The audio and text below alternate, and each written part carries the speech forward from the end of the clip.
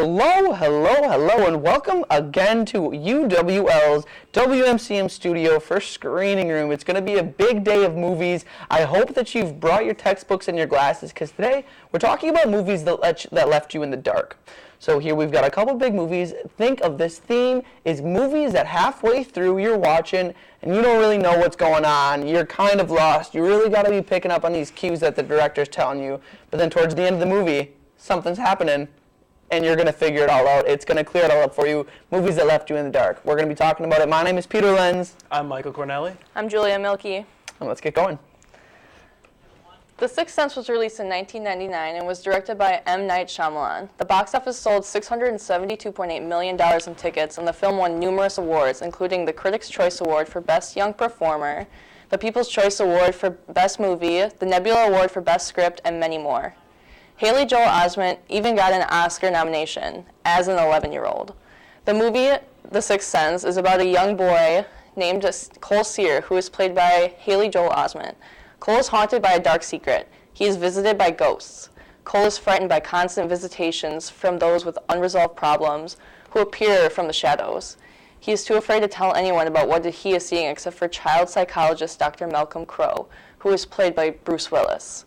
As Crowe tries to uncover the truth about Cole's supernatural abilities, the consequences for client and therapist are a jolt that awakens them to both something unexplainable. The Sixth Sense is different from typical ghost thrillers, as this film is about identity, love, and humanity. It goes deep into things that can really haunt a person, such as pain, loss, and regret, and remorse, because that is what makes us human and really haunts us all.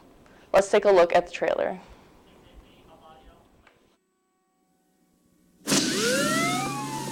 You know the accident up there? Yeah. Someone got hurt. They did? A lady. She broke her neck. Oh my God, but you can see her? Yes. Where is she? Standing next to my window.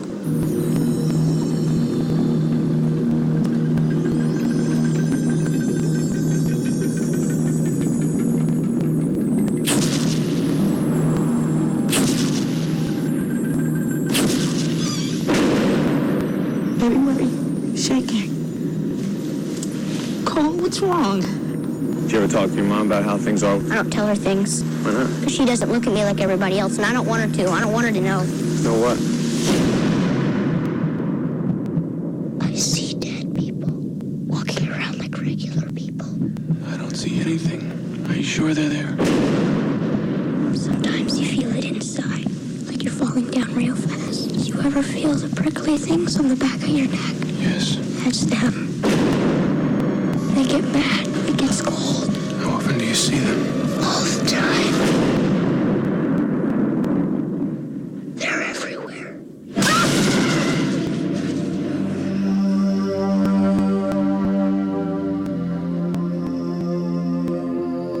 They want me to do things for them.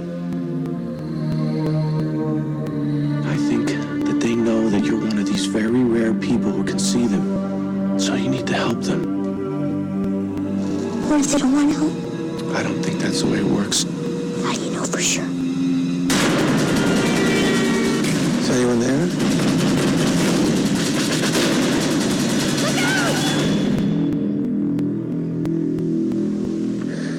Please make them leave. I'm working on it.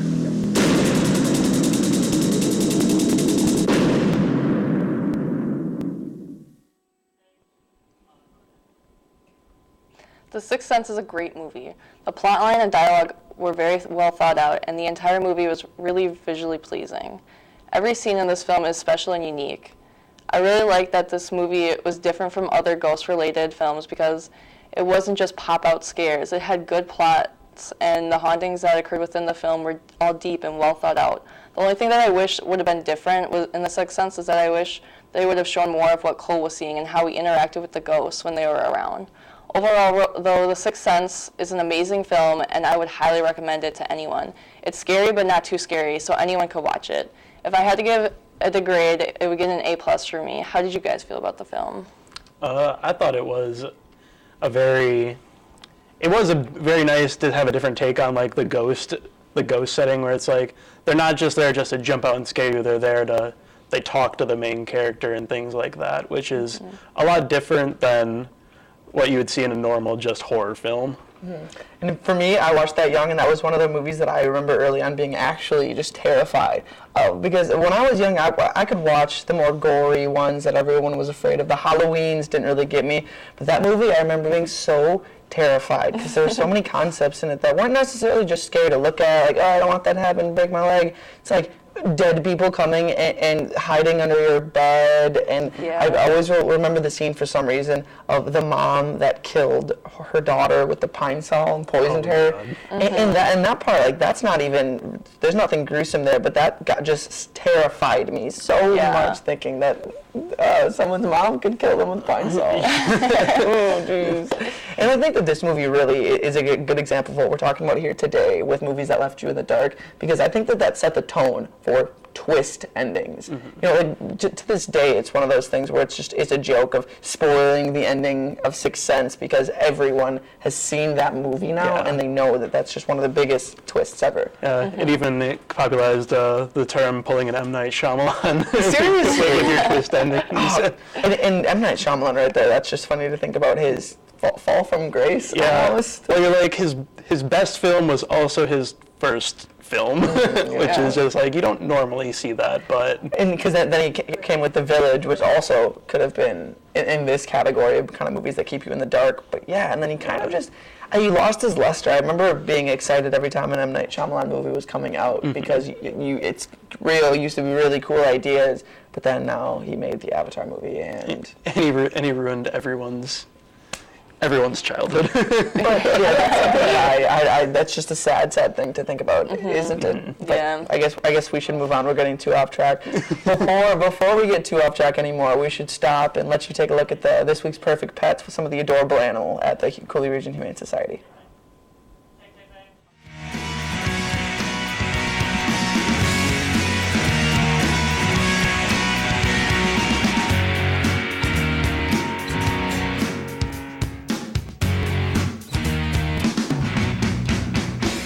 Hey there, I'm Sienna. I'm an energetic girl who needs a lot of exercise. I'd love to go for a run with you.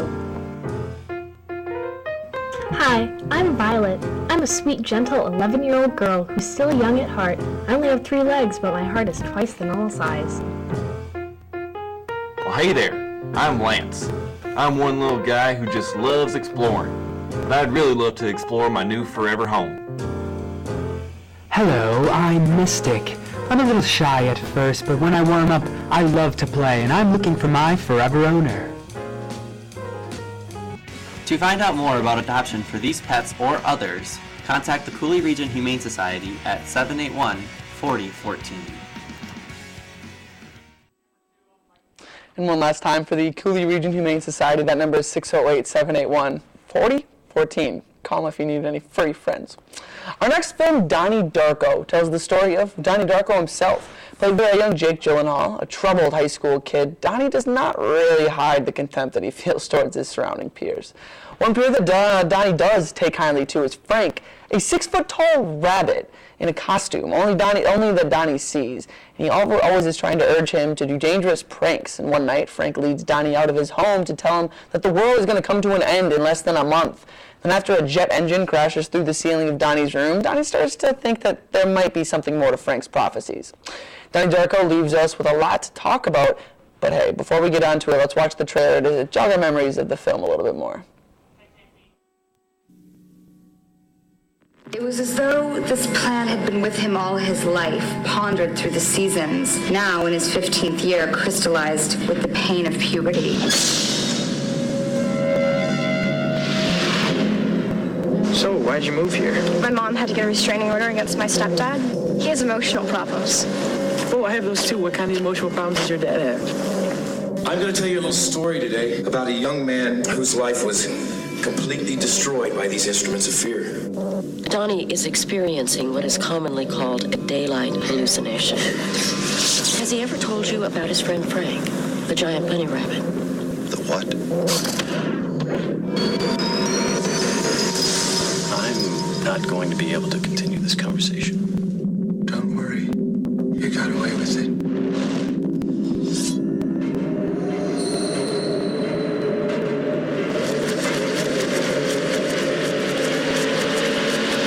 I just gotta stop. You should already know that.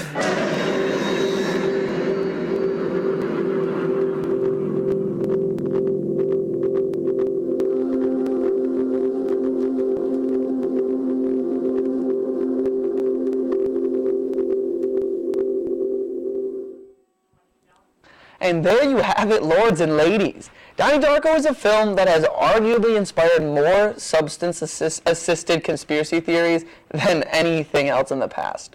Strong performances from a cast full of future stars like Maggie Gyllenhaal and Patrick Swayze really help set the tone for a somewhat creepy and quite confusing movie that really makes you work to fully understand all the different intricacies of the plot. This film embodies what we're talking about here in Screening Room perfectly. The first time I saw the movie, I was absolutely lost until the very end, and even then, I couldn't really tell if I was more or less confused than when I started. It's one of those movies that with full enjoyment almost requires a thorough search of internet explanations, but after a solid session browsing the World Wide Web, my second watch turned out to be enlightening. The movie feeds you just enough information to leave a breadcrumb trail without holding your hand to get to the point, which in a time travel movie such as this sometimes can kind of be a dangerous call, but this film really, in my opinion, is a perfect example of leaving the viewer absolutely lost until the end and leaving a lot up to be interpreted. But I guess, you're really going to have to watch it yourself to make up your own mind on the film. But I'm interested on what you guys thought. How were you guys lost? How did you guys feel about the end? Tell me a little bit. Well, I first had just heard things about this movie, so I was just kind of looking it up, and I'm like, what are these portals in the sky and clear blobs coming out of people?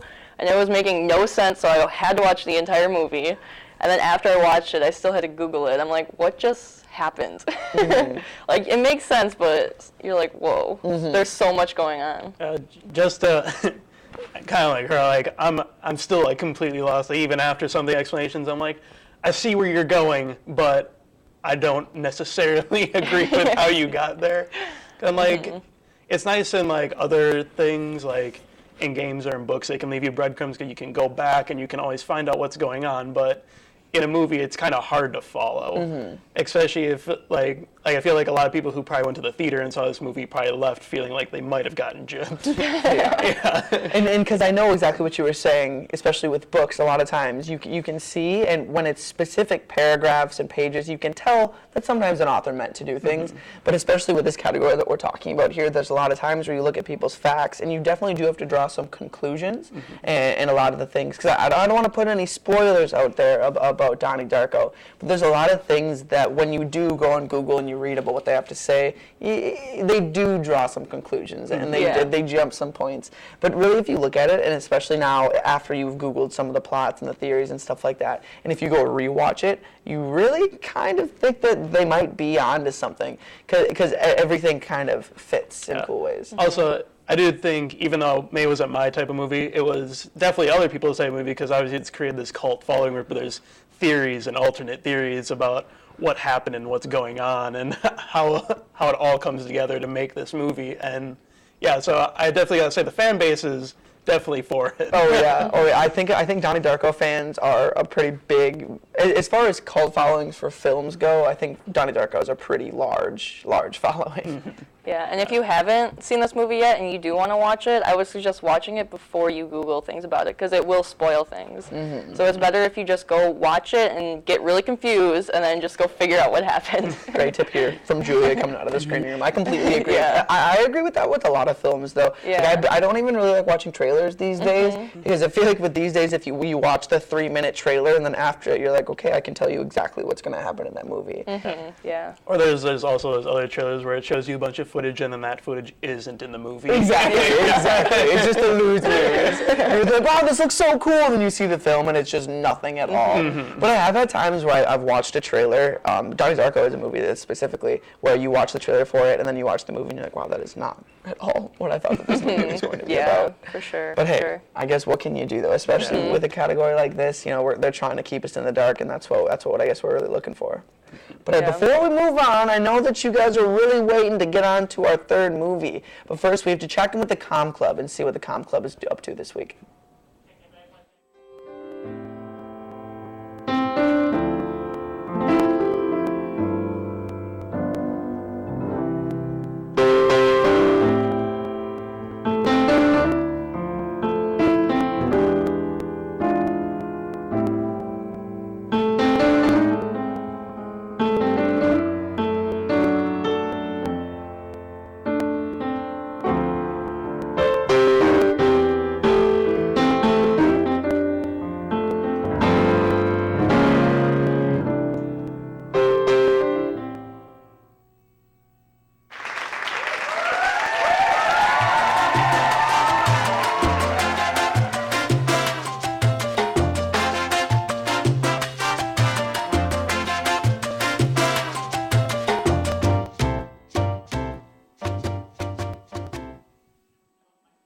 Hello, welcome back to Screening Room, and our third and final movie is Shutter Island. And Shutter Island is the story of U.S. Marshals Edward Teddy Daniels, played by the wonderful Leonardo DiCaprio, and Chuck Elul, played by Mark Ruffalo, who are sent to an insane asylum on Shutter Island, located in the Boston Harbor.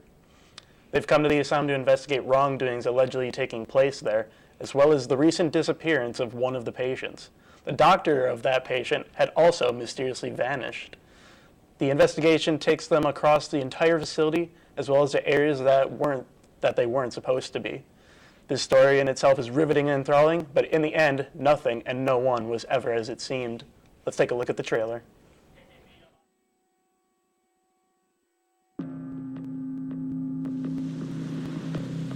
Give you a briefing about the institution? All I know is it's a mental hospital for the criminally insane.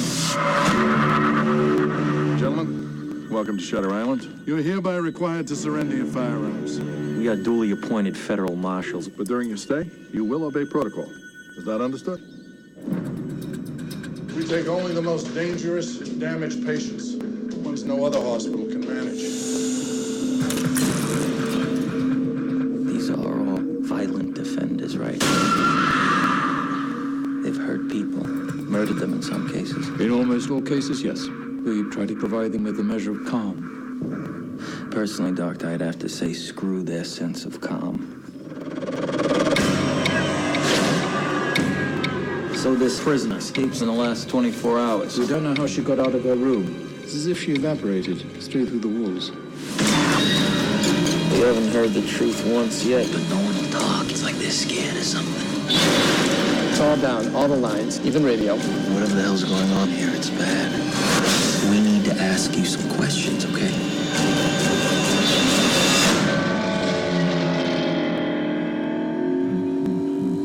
Do you know what fear does to the mind? Corrodes it, rusts it. This is a game. You're a rat in the maze. Who did this to you? Going somewhere? I've built something valuable here. I'm not going to give up without a fight. What if while you were looking into them, they were looking into you? Now they have us both. Here, now. Let me see your face. Let me see your damn face now! Don't lose the mind!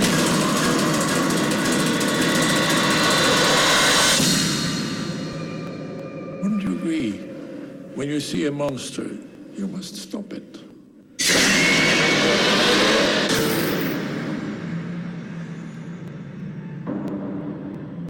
And welcome back. I really love this movie because this movie is a movie that perfectly syncs two different stories together. Because there's the main story that you have when they're going through and investigating everything, and then there's also at the end where there's a twist where you realize there was a whole other story going on the entire time. And it just, the way they melded it, and they gave you enough clues in there to let you know that something was a little off. But overall, this is one of my favorite DiCaprio movies. And I don't know, what do you guys think? I personally think that this is one of my movies that I think defines the genre of movie that is better almost the second time you watch it. I guess maybe not better, but just a different experience. Mm-hmm. Where just like what you said, you watch it once and you think it's this, you're not a basic story, but your average detective story. Okay, we got missing people, the strong male lead coming and asking questions. But then once you get the end, and you get to watch it again, and you're like, oh, geez, so many different things in this story were hints of what's actually going on. You start to learn why the forbidden areas were forbidden. It's not because that's not because an investigator wouldn't have been allowed there. It's because a regular person just isn't allowed there. A patient wouldn't be allowed there. Yeah. Or one of the scenes that sticks out to me when I think about this movie is the scene with, when he was interrogating the older woman. I can't remember the name of the older woman, but I was rewatching that since the other day, and you see every camera shot. When you have Leonardo DiCaprio in the frame, there's a guard behind him, and when you have the other patient, there's a guard behind her. But then when you go to the actual detective, or Mark Ruffalo, he's a doctor. Yeah. When you go to Mark Ruffalo, no doctor's in the frame, and you look at that line of questioning and how she answered her questions, where it's obvious that she knew what was going on, and that's why she was being weird. It's such an intricate, beautiful movie. It is. Yeah, that movie really blew my mind. Like, every time I see it, I'm always still so like, wow. Like, Once you get like an hour through it, things start to like click and everything starts to flip flop and change, and you're just like, wait, what? She's on the bed, hugging your pillow. Oh no, that scene at the end is a real sobering moment where they're just sitting on the steps, and he's saying the same lines he did at the beginning of the movie. You're like, oh, I see. I see what's going on. Yeah, for sure. And it's one of those things that you almost want to just like bang yourself on the back of the head because it's like, of course. But I think I don't think that many people their first walk through could have pointed out, oh, he's crazy. Yeah. He's actually a patient. Yeah. I don't know, but it's funny because it's possible. Like all the cues were there. Yeah. Yeah, I definitely the first time I watched it, I didn't realize it. The whole time I was trying to figure out like why he was acting kind of off, but not off, and like how things weren't adding up, but like they were, and everything was just so confusing. And then once you figure it out at the end, you're like, oh, okay. Because Leo keeps it really like off. It's like he has like real questions for these people. Like it's like he's obviously thought about these questions. That he's gonna ask people to investigate or just question them about what's been going on. And it's like he, I don't know, people give him answers, but they're not really the answers he wants, and it keeps you in the dark the entire time until the very end. And I also, this is not exactly a Peter original thought, but I was reading a little article about the symbolism of water and fire in the film, and if you look at it, a lot of times when Leo lights a match or there's fire in the frame, it's when he is going through some of his psychotic episodes, where there's times where he was having a conversation with one of the times where he was imagining his wife or something like that. And every time the flickering of a flame was in the frame, blocking the faces and stuff like that, when it definitely didn't need to be. And I think it's movies like this that really help you appreciate the talent of certain directors, where, yes, anyone could have watched Shutter Island and been like, oh, wow, this is a great film, I liked watching it, it was a good time. But then if you're a little bit more aware of why directors make their decisions, and you see, like, wow, that flame is flickering there on purpose, That's really cool. Yeah. I love the scene about like at the end, or it's like one of his dreams actually, and it's him and his wife, and it's just like fire all around them and like dropping, and then if you look closely, you can tell that they're soaking wet, even though it's just fire all around them. And just all that symbolism. Yeah. And I think that's what the topic that we're talking about today, movies that leave you in the dark. I personally love those types of movies so much because things like that, in your average movie where it's a pretty straightforward plot, you don't have to look for all that type of symbolism. But when the entire time you're sitting there and you're meant to not really know what's going on and you really have to look for that sort of stuff, it treats you a lot of ways. Can you guys think of any other movies that type of stuff happens a lot? Because I know one that does it for me is a film called Memento, and it's told backwards. It's interesting. So you start at the end of the plot, and every single scene goes backwards one step in the story. Oh, and that's it's interesting. really interesting. I think for me it's the cult classic Fight Club. Yeah. Oh yeah. Oh yeah. Yeah. Yeah, where he figures out it was actually just me talking to me and fighting me the whole time. Which is such a BA answer, and I think another one about Sixth Sense, like when I think of biggest plot twists, Sixth Sense and it's Fight Club, it's like those two are just huge. Who saw that Tyler Durden was going to be a split personality? I don't think anyone did because they're just polar opposites. Yeah. And I guess towards the end you're like, I guess they do kind of look similar. Like if I take a few of if I dressed Tyler up more like him, they would look the same. But it's like, you're like, really? Yeah. Or I think another movie that sort of goes along with this, we were talking about earlier, is The Village, another M. Night Shyamalan. Yeah. Where I think he probably saw, okay, people liked the fact that they didn't know where we were at Sixth Sense, let's try to use that with The Village. And The Village also did it good, I think, we found out that it is in present. I'm spoiling all this. I should have given a spoiler tag. Found out that it was in present day, and it is not in the olden days like the feel was meant to be. Yeah, I feel like unfortunately though, by the time The Village came out, Shyamalan had already kind of been hurt by his reputation of surprise endings and perhaps overusing them. Yeah. But also great name. Though, regardless of how quality his movies are, great name. Yeah, that's for sure, yeah. But yeah, some of my favorite movies are movies like this, where really when you're watching it, you don't really know where the plot's going. I hate when I'm watching a movie and the things that I am guessing are gonna happen are happening, because it's just I feel like I could be telling this story, you know? Yeah, like it feels too predictable. Yeah, it almost makes it boring. That's why these are much better, I feel like.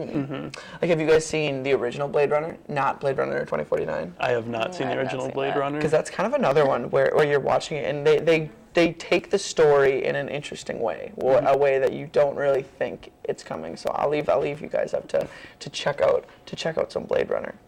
But hey, let's get away from this rabbit hole that we're going towards with movies that leave you in the dark, and check out some of the movies that are new in theaters, because we've got some pretty good ones that are coming into theaters very, very soon. I know that one of them would be Thor Ragnarok. If anyone's looking for a superhero movie, I know that one is one that I was looking forward to, taking place in the 80s. Jigsaw, kind of a sequel to the Saw movies. They're going to take it a little bit of a different spin on it, so check that one out. Geostorm, I'll be honest, I have heard not the greatest things about that movie, but I'll let you guys be your own bosses. The Foreigner, Jackie Chan's coming at you with a new movie, and Suburbicon. You got Matt Damon with a kind of quirky little comedy, so go check those out in theaters.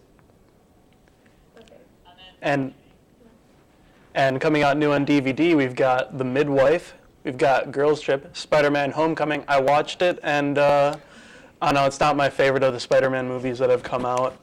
The Emoji Movie, because your poop emoji had to become a movie. Annabelle Creation is our last one that's new on DVD. And at the Rib, we got American Assassin, American Made, Leap, Drunk. Oh, how do you say that? Dunkirk, and Despicable Me 3. I think that is it kind of sad that the Emoji Movie is already on DVD? I feel like also movies have been making that leap a lot sooner. A lot quicker. Yeah. I guess. Yeah. But yeah, I feel like that doesn't bode well, because that means that it's fresh in people's minds and they're still trying to maybe get back to that budget that they spent on it. How many people were in talks that decided, you know what, we should spend millions of dollars on an Emoji Movie? Did it do well? Does anyone know? I feel like it might have. Yeah, I feel like that's the type of movie where parents would just take their kids. Yeah, for sure. So that probably helped them out a lot with some sales. Nothing can beat the Lego Movie as far as kids go, though. Yeah. True. The Lego movies are masterpieces. That's if you are not a fan of being left in the dark, watch the Lego movies, any one of them, because they're all great. Also a very star-studded cast in that. Yeah. You know, you could be a master builder. You see, you would be a master builder, I think. Yeah. You have mad skills with that. One of these days we'll practice. Maybe in the next screening room we'll have a new set built by a master builder, Michael Cornelli, right here. Sounds good. But yeah, I guess that unfortunately just about does it for us over here at Screening Room. I hope that you enjoyed talking about some movies that leave you in the dark and then kind of just like overload you with information at the end. And hey, if you didn't, tune in next time. We'll get another theme for you. Well, that about does it for Screening Room. I'm Peter Lenz. I'm Michael Cornelli. And I'm Julia Milkey. And we'll see you next time.